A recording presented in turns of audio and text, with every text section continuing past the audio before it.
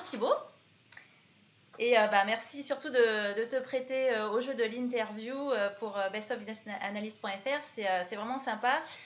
J'espère que ça va permettre à beaucoup de business analystes aspirants et en poste de mieux comprendre le métier, de mieux comprendre aussi le parcours qu'on peut avoir pour devenir business analyst, sachant qu'il y a pratiquement autant de parcours qu'il y a de personnes qui deviennent business analyst, mais néanmoins, ça va mettre en lumière les schémas de certification existants. Tu vas nous expliquer donc encore une fois ton parcours et je suis sûre qu'on va apprendre plein de choses.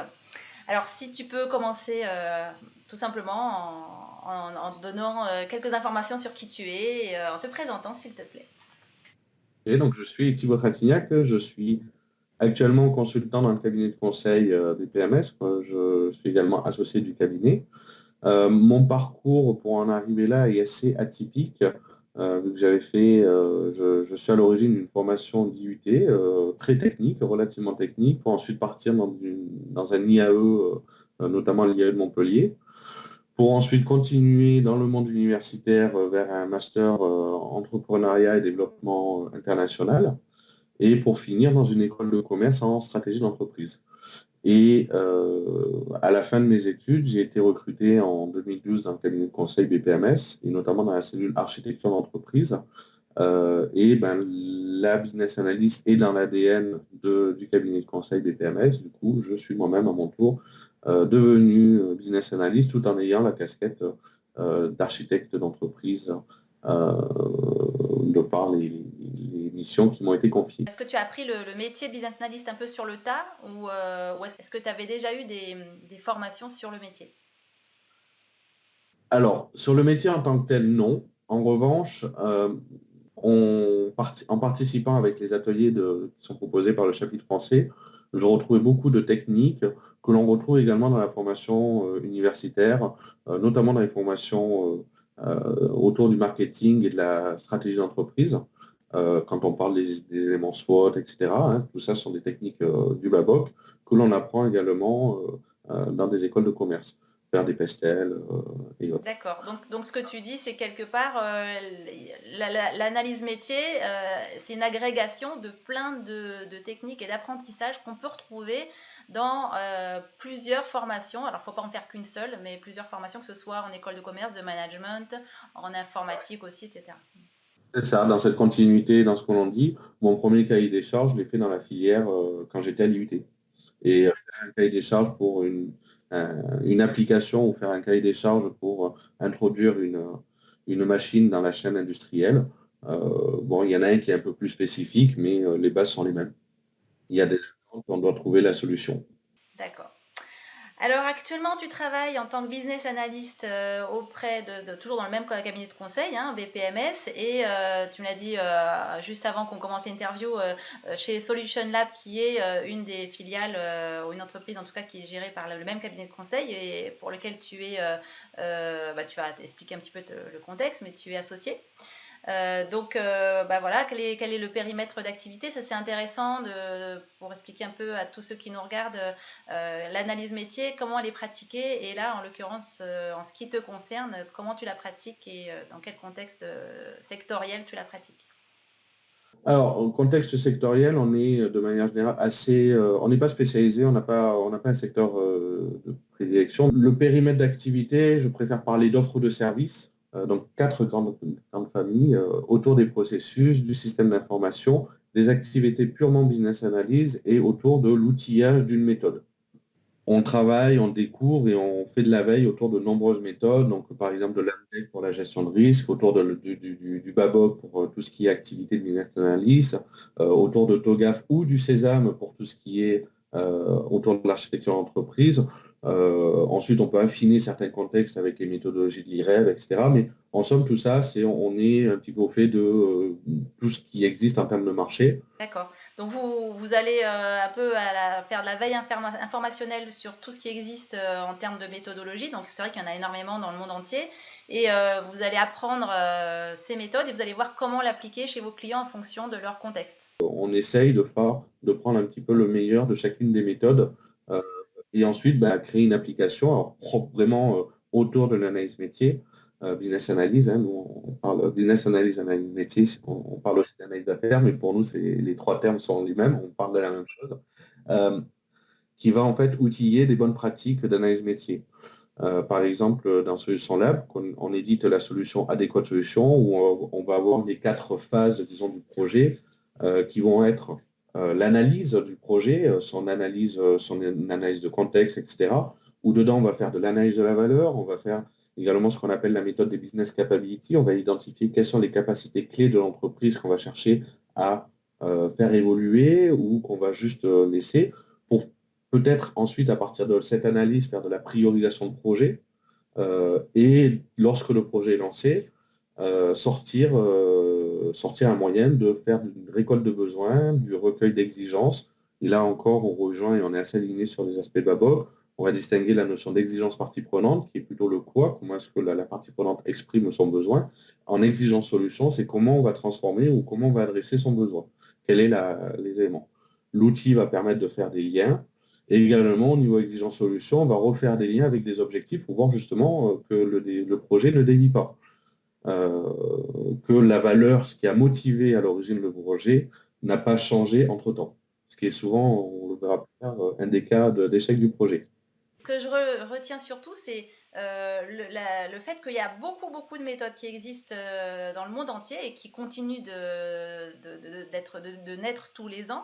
Ou alors ce sont des anciennes méthodes remises au goût du jour, mais vous avez pris le parti intelligent de prendre le meilleur de chacune des méthodes, parce qu'effectivement, selon le contexte du client, il ne faut pas être psychorigide, il faut faire en sorte que le client lui apporte la meilleure solution à son contexte particulier. Et dans ces cas-là, on ouvre notre boîte à outils de business analyst et on regarde ce qu'il y a comme méthode et on est capable de customiser, de personnaliser ce qu'on a appris et ce qu'on a collecté comme information et comme méthode dans le monde entier. Donc ça, c'est vrai que c'est un point important, je le dis aussi souvent et je trouve ça vraiment intéressant que tu le mentionnes.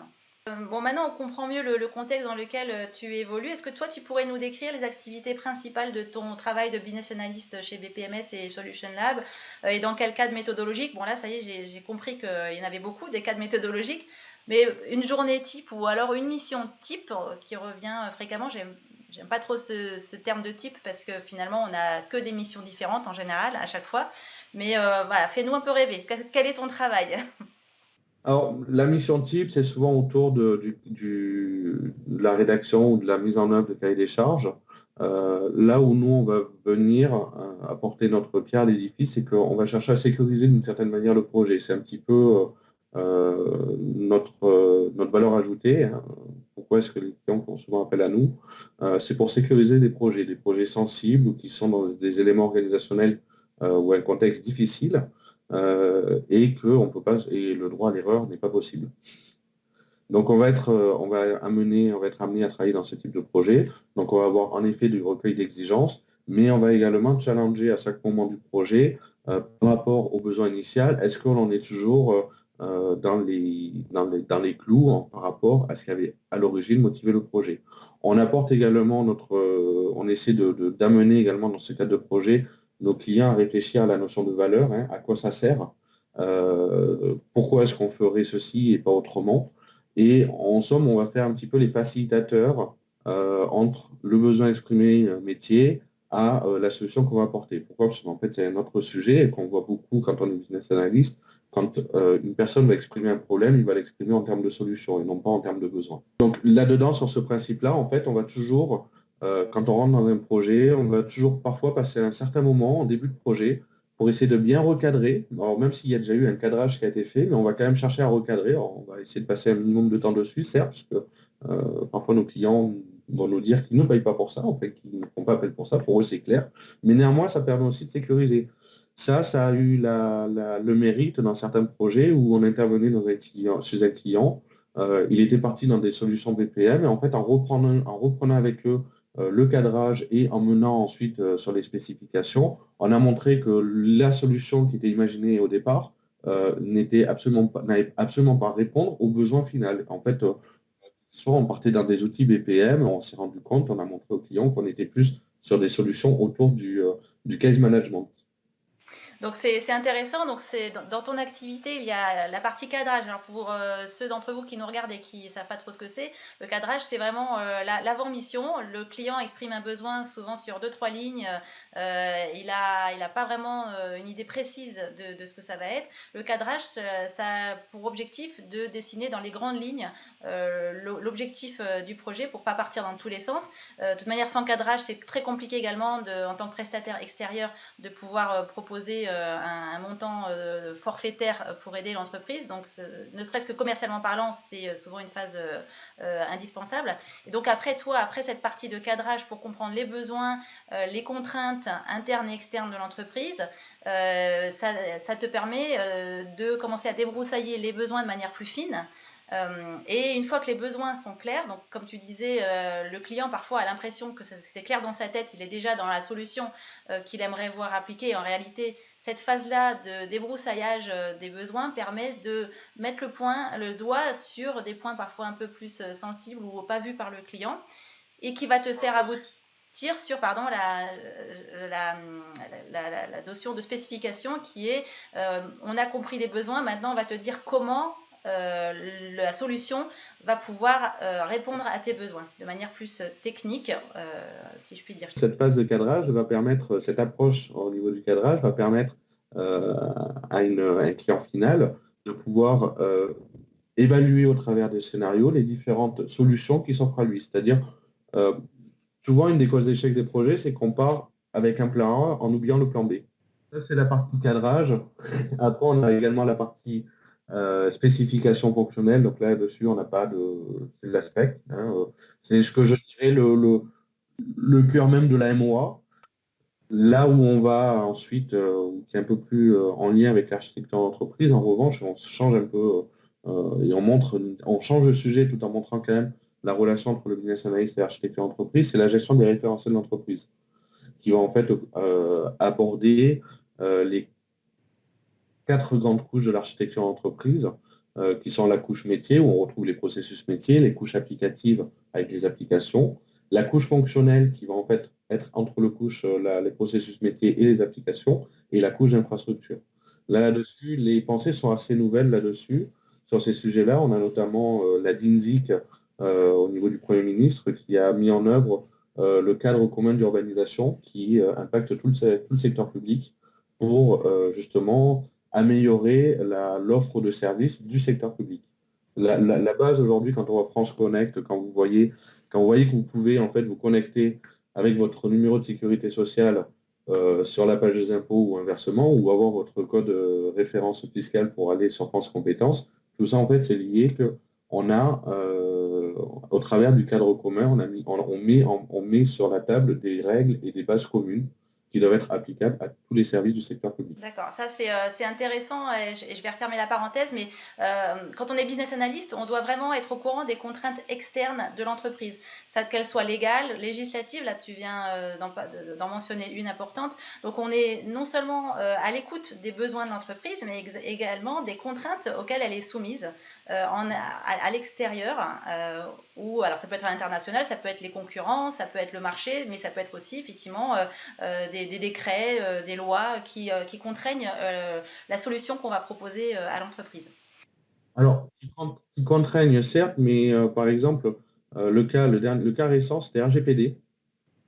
Pour beaucoup d'entreprises, a été vécu comme une contrainte, alors que, alors à ma connaissance, l'une des rares entreprises qui s'est dit c'est pas une contrainte, c'est une opportunité pour créer de nouveaux services, c'était la Société Générale qui en fait remis à plat un petit peu tout leur système d'information, une majeure partie pour avoir des projets assez innovants. Alors, c'est vrai que j'ai pas suivi le devenir de tout ça, mais sur le papier, ça avait l'air très intéressant.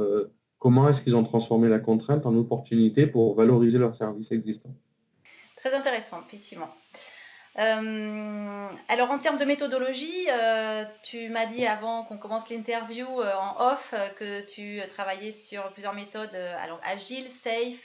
Quelles sont les méthodes que tu appliques le plus fréquemment chez tes clients? Alors, c'est vrai que ça dépend beaucoup du client au final et de la méthodologie qui est déjà en place. Après, il est vrai que même dans les cycles en V, on essaie toujours d'introduire une petite dose d'agilité.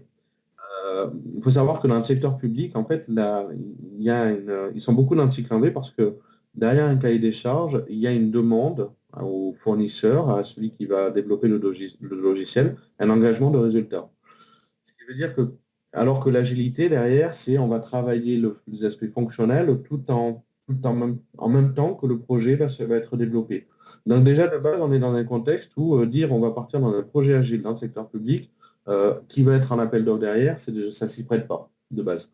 Là où ce que nous, on essaye de faire, c'est justement d'avoir des specs grande maille qui vont permettre, en fait, d'affiner la spécification, alors permettre à un éditeur ou un développeur de pouvoir affiner et proposer un prix, en tout cas, avoir une vision de la charge cible qu'il va mettre derrière, mais tout en donnant assez de liberté pour qu'on puisse justement retravailler derrière l'exigence par rapport aux éléments de contexte, si ça change, etc. Dans le secteur public, c'est une grosse contrainte, ceci. Donc ça veut dire que plutôt que de d'écrire une spécification fonctionnelle détaillée, donc dans le moindre détail avec toutes les règles métiers, eh ben, tu vas la faire de manière plus macroscopique. Tu vas transmettre ce document à l'équipe de dev qui après va avoir une certaine liberté pour adapter toujours avec le client, j'imagine, puisque tu parles méthode agile, ça veut dire que le client est aussi impliqué dans cette démarche et il va voir évoluer la solution un petit peu au fil de l'eau lorsque le développeur va progresser. Alors, on va voir la solution évoluer. Également, on peut faire un premier cahier des charges de spec qui va répondre à 60% du besoin, mais c'est les 60% qui ont eux-mêmes motivé le besoin. Et on va essayer de planifier sur son évolution sur 5 ans pour justement l'outiller de manière plus importante. Alors, si tu veux bien, on va revenir un tout petit peu à ton parcours. Donc, toi, tu as décidé de te certifier. Tu as commencé par une certification IREB, ingénierie des exigences, et là actuellement tu es en cours de passage de certification auprès de l'IIBA. Tu es par ailleurs membre du conseil d'administration de l'IIBA. Donc l'IIBA, je fais une petite pause pour celles et ceux qui ne connaissent pas, c'est International Institute of Business Analysis. C'est l'association, on va dire, un petit peu historique de la business analyse qui est née en 2004-2005 à Toronto et qui a eu le mérite d'être la première à mettre sur le papier ce qu'était le métier de business analyst et l'activité de business analyse. Depuis cette époque, ça a un petit peu essaimé partout dans le monde. Donc les filiales entre guillemets de l'IIBA sont appelées des chapitres. Donc toi, tu es au chapitre France. Donc IBA France, et donc tu es là-bas en tant que trésorier et DPO. Pourquoi tu as fait cette démarche de certification? Comment déjà tu as trouvé ces schémas de certification? Parce que c'est pas forcément évident. Moi-même, la première, au début, quand j'ai cherché quelles étaient les formations existantes et les certifications, honnêtement, je ne connaissais pas. Ni l'IBA, ni l'IREB, ni rien. J'ai vraiment appris parce que j'ai cherché sur Internet. Donc, comment tu les as trouvés et puis pourquoi est-ce que tu as décidé d'en faire deux schémas de certification différents? Qu'est-ce que ça t'a apporté? Alors, déjà, comme je le disais, BPMS, c'était un cabinet de conseil très axé sur la méthode, ce qui fait que dans les 2 mois où je suis arrivé au cabinet, j'entendais déjà parler de Babok, j'entendais parler de TOGAF, j'ai parlé de toutes les méthodes, en fait, méthodologie. C'est vrai que ce ne sont pas des choses qu'on nous apprend ou qu'on voit dans les universités ou dans les cursus scolaires très souvent. Dans les cursus scolaires, on va avoir des tâches gestion de projet, mais concrètement, qu'est-ce qu'on met derrière? Qui a mis les bonnes pratiques, qui a défini que c'était les bonnes pratiques, ça, on ne voit jamais. Donc, étant embauché au sein de BPMS, au bout de 2 mois, j'entends un petit peu parler de ces différentes méthodologies. Donc, moi-même, je m'y intéresse. Côté IBA, je commence à regarder les certifications, mais sur le moment, j'étais plus orienté sur des missions autour de la rédaction d'exigences. Donc, c'est ce qui a motivé, donc, dans un premier temps, la priorisation, de prioriser et d'aller vers une certification IREB. Donc, c'est IREB FE, donc c'est les fondations. Donc, le premier niveau de la certification IREB. Lorsque j'ai vu qu'il y avait une association professionnelle IBA, j'ai souhaité rentrer dans l'association et en fait, de fil en aiguille, je me suis retrouvé dans le bureau avec la casquette de trésorier. Je gère également au sein de IBA donc la trésorerie, oui, mais toute l'aspect communication et réponse, souvent quand vous écrivez à IBA, mais en fait, c'est moi qui vous réponds. Et donc, autour de l'animation de la communauté, mais en fait, on a le groupe d'études qui a pour but de préparer un petit peu les personnes aux différents niveaux de certification. C'est un groupe d'études autour du BAPOC, le guide de la business analyse, et donc je gère ce groupe-là. J'aimerais parler maintenant de soft skills. c'est les compétences inter et intrapersonnelles. Et quand on est business analyst, c'est aussi fondamental que la connaissance, on va dire, technique de notre métier. On a tous vécu des moments de grande solitude face à un client ou à des contributeurs avec lesquels on n'arrivait pas à échanger. Et en fait, ce que j'aimerais simplement, c'est savoir si toi, tu as rencontré dans tes 7-8 ans de carrière de business analyst ce genre de moments de grande solitude et quels sont les soft skills, donc les compétences inter et intrapersonnelles qui t'ont particulièrement servi pour rebondir et essayer d'atteindre les objectifs de tes clients. Je dirais qu'il y a un des premiers qui est autour de la notion de pédagogie. Très souvent dans les projets, on va se retrouver avec des personnes. Dans beaucoup de projets, on a des acteurs qui qui ont été mis dans le projet, mais qui en fait ne sont pas eux-mêmes convaincus par le projet.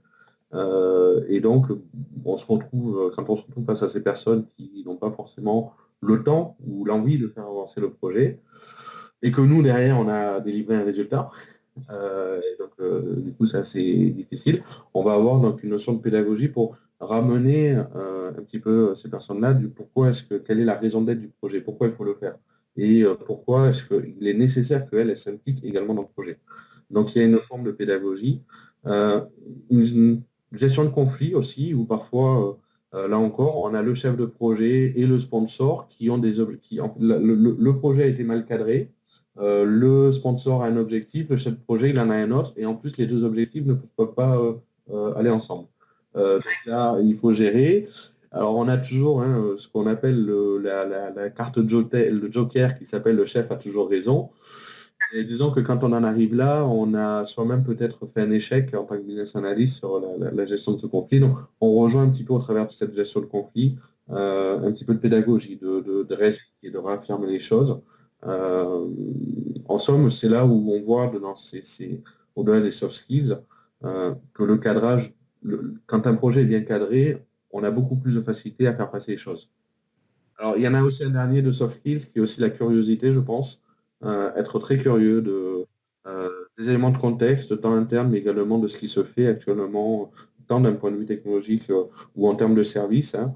Euh, Là, moi, j'aime bien parler sur la notion de service de la transformation digitale, où on l'associe souvent à l'implémentation de nouveaux outils informatiques, alors que ce n'est pas du tout ça. La transformation digitale, c'est la création de nouveaux services. Euh, donc justement, être curieux dans ses approches, dans ses solutions, se tenir informé, faire de la veille. Euh, je pense que et être ne pas ne- et également se dire qu'on a droit à l'erreur. Ouais.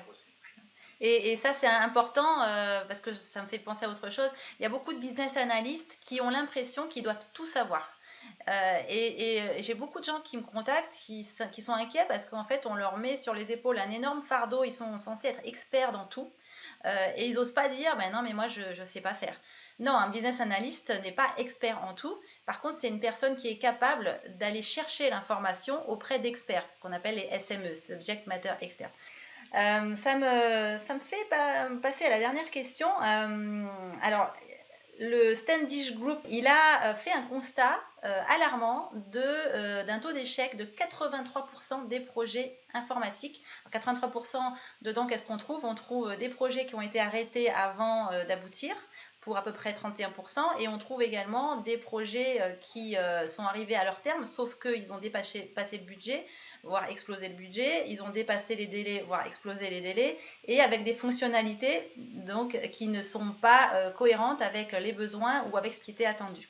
Et en fait, parmi les raisons de ces taux d'échec, alors je prends mon papier, on retrouve des exigences métiers incomplètes, des besoins métiers changeants, et également un manque d'implication des utilisateurs finaux. Tu as déjà évoqué en fait tout ça dans la conversation qu'on a eue, l'importance effectivement de faire un bon cadrage pour comprendre les besoins, l'importance après du comment, les exigences métiers, et effectivement l'importance de la pédagogie pour impliquer les utilisateurs finaux qui ne sont pas forcément embarqués et ni convaincus par un projet que leur management leur a soumis.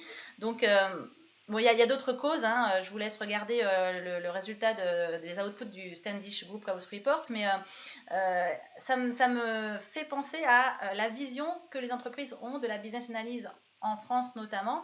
Est-ce que, à ton avis, c'est un domaine qui maintenant est bien compris par les entreprises, les employeurs et les candidats qui veulent devenir business analyst, ou alors il y a encore énormément de boulot et on n'est pas encore équipé pour faire face aux enjeux technologiques des entreprises et de nos pays.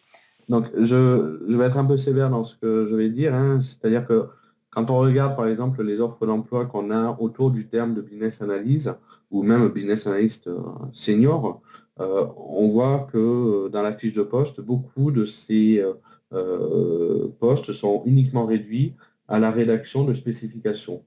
Alors que être business analyst, bon, j'ai pas envie de dire que c'est savoir tout faire, de savoir faire toutes ces activités, mais au niveau Babok, on peut regrouper le métier ou la fiche de poste au travers de 6 grandes activités. On a certes la spécification, la rédaction d'exigences, mais également on a des éléments d'évaluation de la solution. On a tout son aspect conception qui va aller au-delà de l'exigence de la rédaction d'exigences. On a de l'analyse stratégique par rapport aux solutions, qu'elles soient informatiques ou organisationnelles. On a toutes les techniques de mise en œuvre pour préparer les ateliers des licitations et comment est-ce qu'on va collaborer avec les différentes parties prenantes dans le projet. On a toutes les activités de planification de l'activité de l'analyse métier, un peu de business analyst, mais également de planification lui-même du projet, quand on sait que le projet va être sur du temps long et qu'on ne va pas forcément chercher à délivrer 100% du projet dans l'immédiat. Donc, en somme, réduire uniquement le métier de business analyst qu'à un expert des spécifications, je pense qu'on se trompe de sujet. Même une fois, on m'avait fait une remarque comme quoi je me trompais, on était ici en France et pas en Angleterre, hein, en fait, dans un monde anglo-saxon. Et c'est vrai que cette remarque, venant d'une RH, m'avait perturbé du coup est-ce qu'en France on a vraiment une bonne perception de ce qu'est le business analyst? On arrive à la fin. Je te remercie infiniment de t'être prêté au jeu, d'avoir apporté ton expérience, ta vision des choses, surtout sur la partie des schémas certification que tu connais bien. Et puis j'espère que ça permettra à de nombreuses personnes de comprendre les différentes étapes à suivre pour devenir business analyst. C'est un métier formidable, un métier qui est, il n'y a pas de routine, on ne peut jamais s'ennuyer, on est tout le temps dans l'apprentissage. Alors c'est vrai que c'est parfois un effort, mais ça en vaut la peine parce qu'à l'époque des bullshit jobs où les gens s'ennuient, demandent où est leur intérêt de se lever le matin, en tout cas je sais pas toi, mais moi en ce qui me concerne, c'est un métier que j'adore parce que j'ai vraiment l'impression d'apporter quelque chose aux gens déjà, aux utilisateurs, puisque c'est pour eux qu'on travaille, et aux entreprises également. Je te laisse le mot de la fin, Thibaut. Ben, comme tu dis, business analyst, c'est un métier qui déjà en 2012 était nouveau, qui reste quand même assez encore nouveau aujourd'hui, mais qui commence petit à petit à se faire connaître. À nous, business analysts plutôt plus expérimentés, à continuer à promouvoir quelle est la valeur qu'on propose derrière notre poste de travail et euh, qu'est-ce qu'on peut faire pour justement assurer la réussite des différents projets, car aujourd'hui, dans la transition numérique, euh, ce type de projet ne fait que grandir, ne fait que il y en a de plus en plus. Et on oublie trop souvent dans ces étapes de se dire que pour réussir son projet, il faut avoir une partie analyse pour vérifier et assurer la réussite du projet. Eh ben écoute, c'est super. Encore merci. Je te souhaite bonne chance pour la suite et tes nombreux projets. Et puis à vous tous qui nous ont suivis, ça a été un plaisir de partager toutes ces informations. Et n'hésitez pas à visiter, bien entendu, bestofbusinessanalyst.fr, le site de l'IBA, de l'IREV. Voilà, vous avez, j'espère, plus d'informations pour vous décider à devenir business analyst et à vous éclater dans un métier qui fait du sens. Merci, au revoir.